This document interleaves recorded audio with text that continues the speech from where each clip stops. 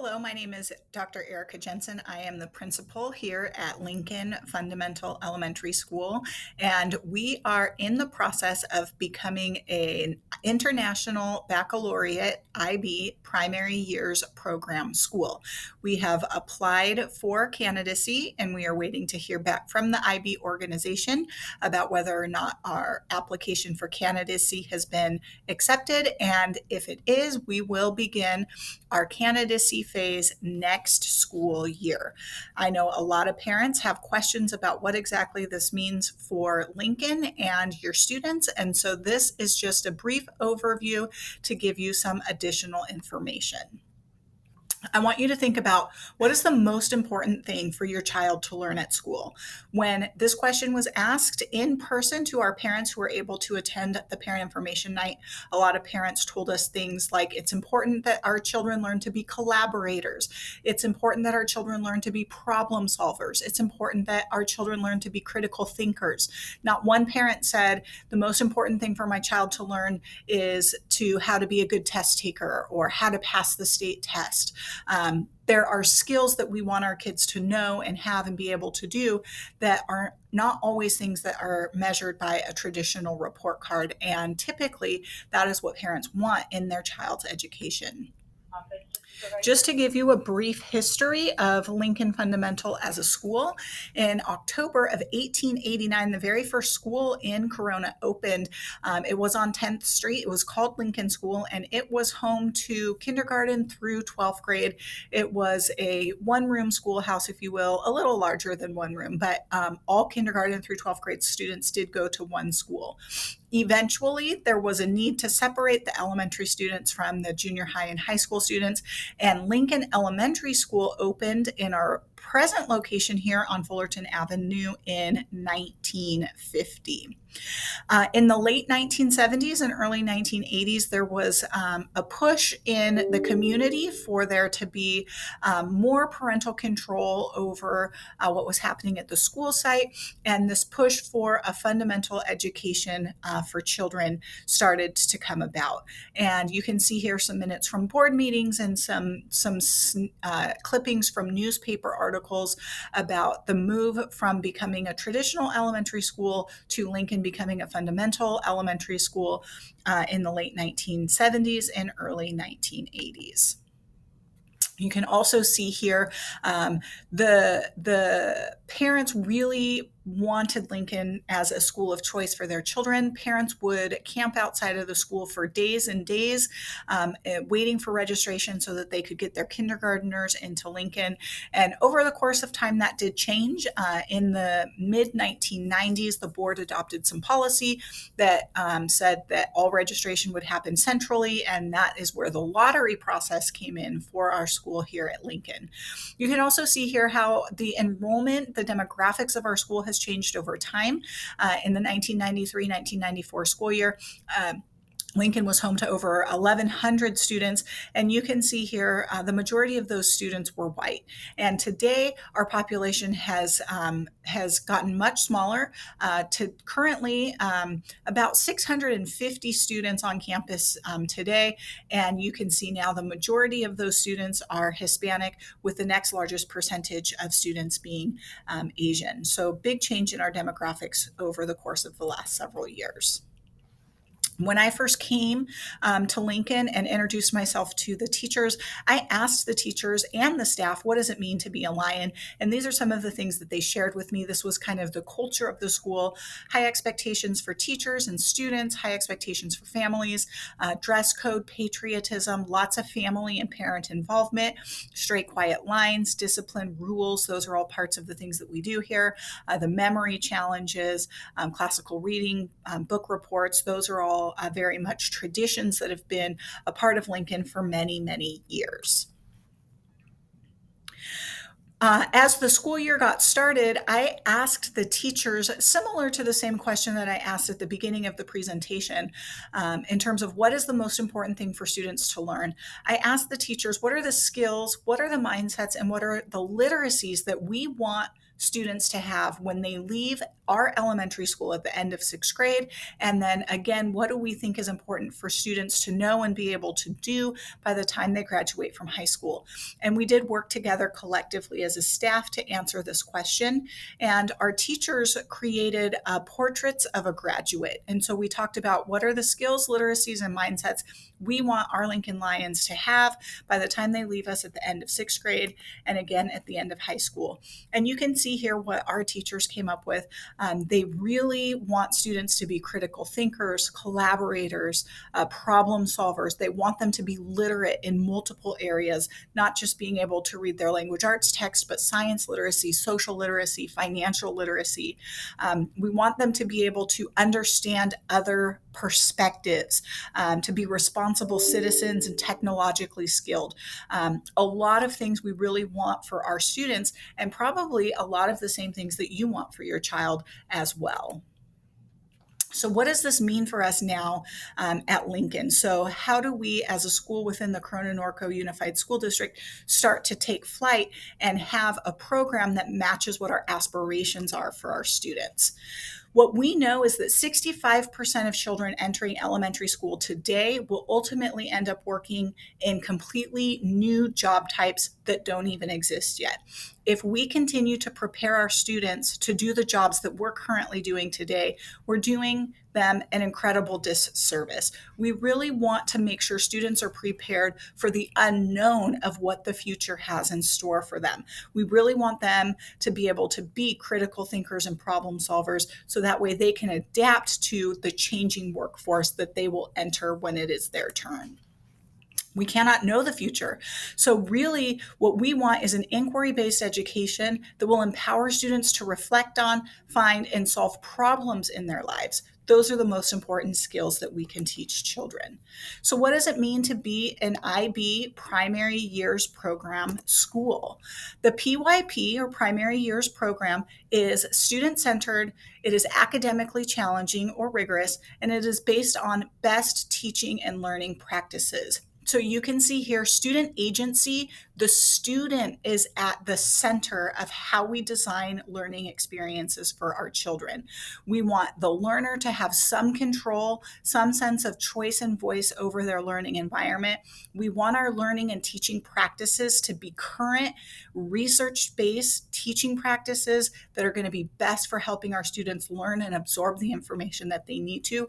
And we want a strong learning community. So that includes our parents, it includes our local community, and the International Baccalaureate also is looking to include the broader global community as well. We're really building students who can be successful in an uncertain future. What does transdisciplinary mean? So the IB PYP focuses on transdisciplinary learning. And you can see here in a traditional learning model, we have a schedule of a day and we kind of march through the different subject areas. The students come in the morning, we might start with language arts, and then we go to recess. And then when we come back from recess, we do math, and then we go to lunch. And then when we come back from lunch, we do our science or our social studies, or maybe we have an art lesson thrown in there. On the flip side, transdisciplinary learning really is focused on solving real world problems and how do we take everything that we're learning in our language arts, our math, our science, and our social studies and integrate that together. How do we see the patterns that exist across content areas and learn about them collectively rather than as individual subject areas? The IB PYP program does focus on 6 transdisciplinary themes. So over the course of time, teachers will be redesigning their lessons around 6 units of inquiry. These 6 transdisciplinary themes are listed here. So how we organize ourselves, where we are in place and time, and this just gives some examples of some things that could potentially be covered.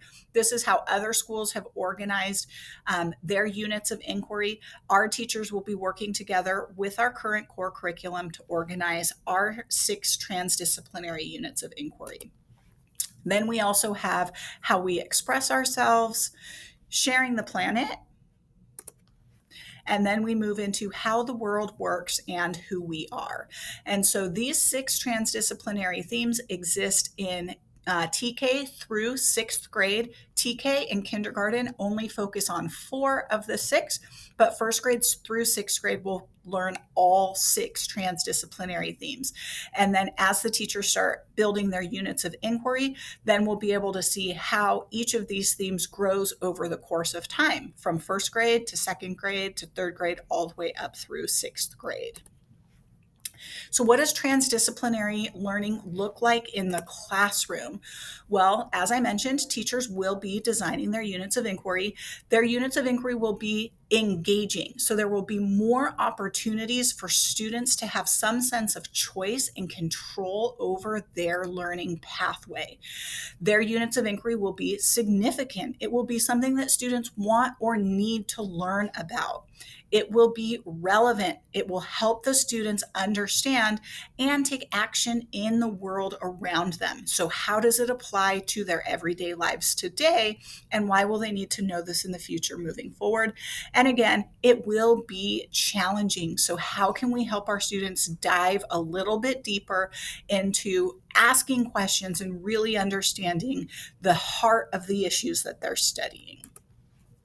The transdisciplinary units, students will use all of the traditional skills they learn in school. So we'll still be learning math, we'll still be learning how to read, social studies, science, arts, language, and culture. But instead of these being the end goal, they will be a tool that we will use to explore the concept of patterns, voice, prediction, and storytelling.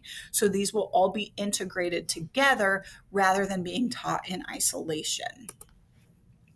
But is the PYP as rigorous as traditional school? Or, as some of the parents asked at our parent information night, what if this is too hard for my kids? What does that mean?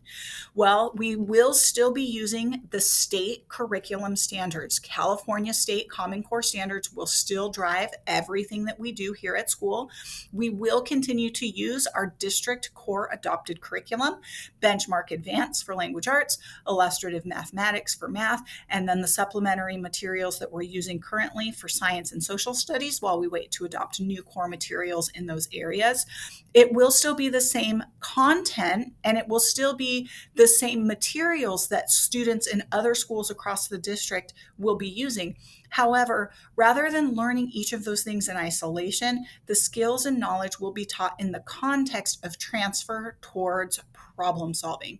So what we might see over the course of the next couple of years as teachers work to design these units of inquiry is that there is a shift, and it's not just marching through the curriculum starting on page 1, ending at the end of the book. Rather, we reorganize and we shift these materials, and we figure out how can we take these stories in our benchmark, and how can we take this unit in our science and what content we're learning in our social studies and bring in the math skills that we're learning to tie it all together so students can see how all of our different content areas connect to one another. The IB's mission is to develop inquiring, knowledgeable, and caring young people who help create a better world and more peaceful world through intercultural understanding and respect. To this end, the organization works with schools, governments, and international organizations to develop challenging programs of international education and rigorous assessment. And we really want the students to become active, compassionate, and lifelong learners. We want them to understand that other people with their differences can also be right. So working on some of those social skills as well. The IB learner profile will guide a lot of what we'll be doing. So we want learners who are inquirers, who are knowledgeable, who are thinkers, communicators, and principled. We want our students to be open-minded, caring. We want them to be willing to take risks, to live balanced lives, and to be reflective and be able to think about what it is that they've said or done or learned and figure out how they can apply that moving forward in the future. The learner profile allows students to access different parts of the curriculum, as you can see here, on a personal level, a local level, or a global level. Depending on the lesson, and a traditional classroom, students might be able to access some of these things to some level, where in an IB education, we're really helping the students use the learner profile as their superpowers to access all of these skills on a more global context. So, how does the IB PYP fit in what we're doing in Corona Norco? As I mentioned earlier, the teachers came up with their portrait of a graduate. We really looked at the learner profile and we saw there was a lot of alignment in what we wanted our students to know and be able to do by the time they left us at the end of sixth grade, and what the learner profile expects students to know and be able to do by the time they leave us at the end of sixth grade. And it just so happens that also coincide with what parents shared verbally they really want in an education for their child. Parents across the school have expressed interest in high academics, high expectations, more balance, and less pressure for their kids at school. And that is what the IB PYP will help us achieve as a school site. The district's strategic plan, which is what the superintendent has worked on writing, that guides what we do as a district over the next 5 years, does state that every student has the knowledge, skills, motivation, and resilience to thrive in a diverse global community. And embracing the PYP really gives us the opportunity and a framework around which we can create an education that will really give this to the students here at Lincoln. It also states that we need flexible learning options for our students. So this is another option. And it does help us continue with those equity practices in curriculum. We already have an IB pathway here in Corona Norco.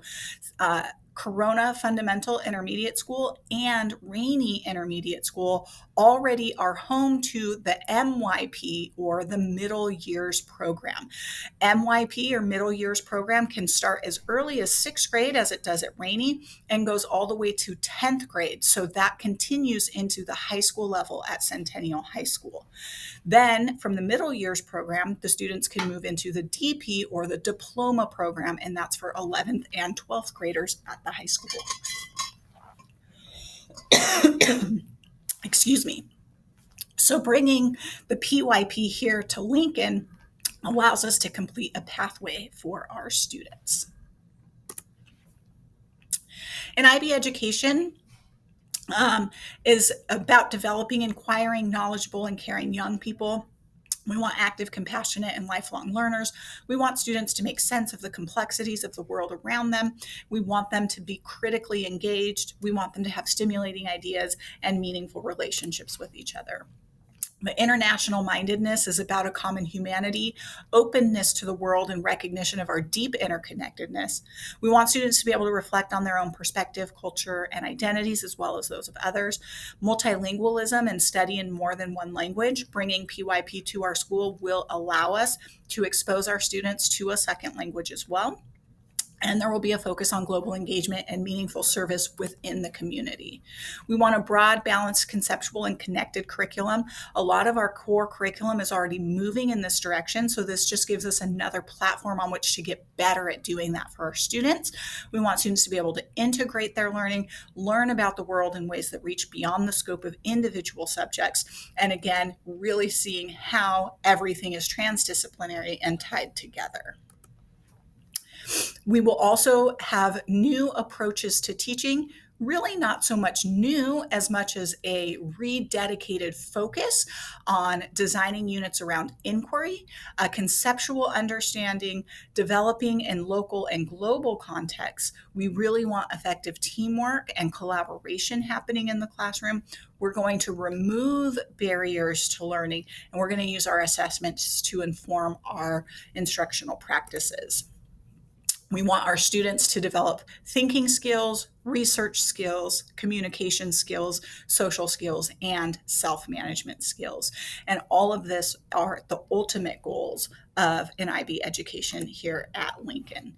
I'm sure after watching this presentation, you continue to have some additional questions. And if you have additional questions, please feel free to reach out to us in the office. Phone number is 951-736-3336, or you can email me at ejenson@cnusd.k12.ca.us. Be on the lookout for additional information coming home with your students throughout the course of the school year.